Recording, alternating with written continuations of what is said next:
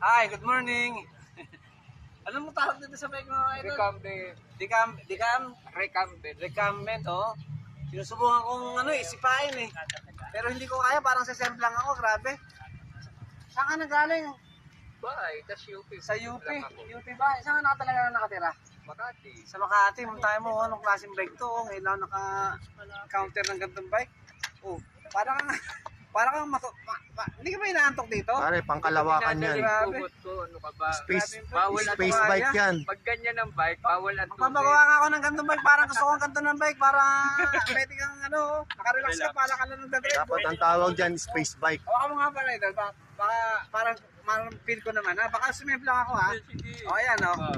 O, pwede mo reverse na ganyan? Grabe oh. O, pwede bang gumanyan? Grabe, sarap oh. O. O, patas nga lang ginagawa ko. Grabe. O sige, okay na.